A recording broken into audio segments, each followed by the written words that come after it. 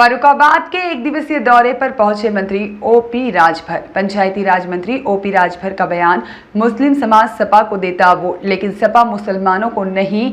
हिमायती आज़ादी के बाद 38% मुस्लिम को मिली नौकरी। कांग्रेस सपा बसपा ने मुसलमानों के विकास के बाद आज 1% भी नहीं रहे नौकरी में।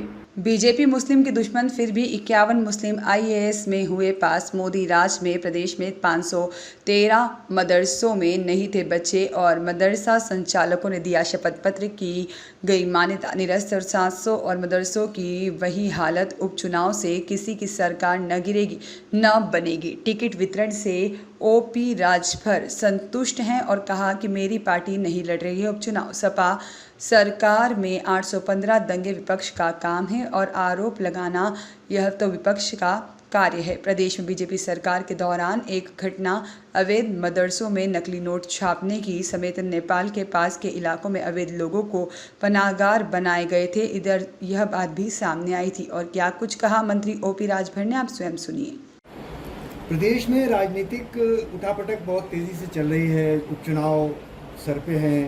कुछ प्रदेश की राजनीतिक स्थिति के बारे में कहना चाहेंगे?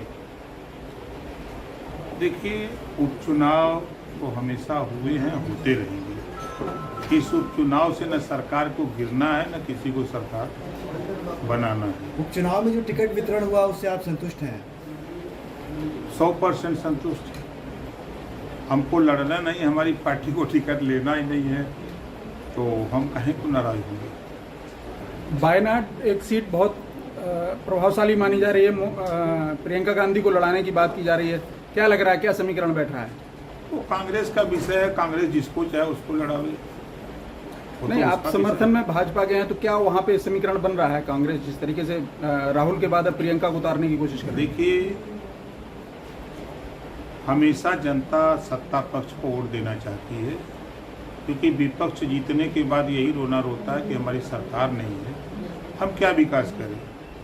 और जनता भी जान रही है और विपक्ष भी इस बात को जानता है कि ज़्यादातर सीटें सत्ता पक्ष जीतता है। अब आप लोग भी जान रहे हैं। गोपाल मिश्रा की हत्या हुई है, समाजवादी पार्टी की तरफ से किसी का बयान नहीं आया, न पीड़ित के घर मिलने को गया। अब वो यादव होता तो बयान आता, क्योंकि जब यादव मारा जाता है तब अखिलेश जी का तो बयान आता है। ब्राह्मण, राजपूत, भूमिहार, यादव, पटेल, बिंद, केवट, मल्ला, राजभर मारा जाएगा, मुसलमान मारा जाएगा तो नहीं बोलेंगे, लेकिन मंगेश यादव का इनकाउंटर होगा तो जरूर बोलेंगे। जैसे बहराइच इनकाउंटर हुआ तुरंत उनका बयान आ गया, राजनीति शुरू हो गई। क्या देखिए, उनका काम है दंगे पे के दम पे राजनीति, हिंदू मुसलमान करके राजनीति किए हैं।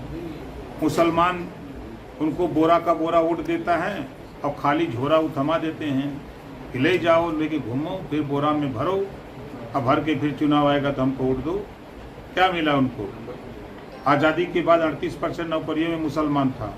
कांग्रेस ने विकास किया, सपा ने विकास किया, बसपा ने विकास किया। बीजेपी तो उनकी दुश्मन है ना। आवाज 1% नौकरियों में नहीं रह गए हैं। पहली बार आज़ादी के बाद मुसलमान 51 बच्चे IAS पास किए हैं, मोदी जी के भय से, डर से। में अल्पसंख्यकों के प्रमाण पत्र की जांच की बात आपने कही, क्या किस तरीके की जांच होगी और कैसे उसको किया जाएगा? देखिए, MBBS में हमने जांच की बात नहीं की है। जो अवैध मदरसे चल रहे हैं, ऐसे मदरसे को लेकर के, जैसे आपने देखा है इलाहाबाद में मदरसे में नकली नोट छापे जा रहे हैं। अब नकली नोट छापने के लिए मदरसे हैं। अब आप नेपाल के बॉर्डर में जो तराई इलाके हैं, जितने मदरसे हैं, आए दिन सूचनाएं मिलती हैं कि बाहरी लोग आके उसमें ठहरते हैं। तो मदरसा लोगों को ठहरने के लिए नहीं बना है। 800 करोड़ रुपया सरकार दे रही है, तो वो अल्पसंख्यक समाज की बेहतरी के पढ़ाने के लिए दे रही है। ये नहीं कि तुम हम नोट छापो और नकली नोट छापो और बेचो, इसके लिए नहीं है। उसकी जांच हो रही है। क्या लगता है बॉर्डर क्षेत्र में जो मदरसे हैं उन पर अवैध कार्य संचालित हो रहे हैं?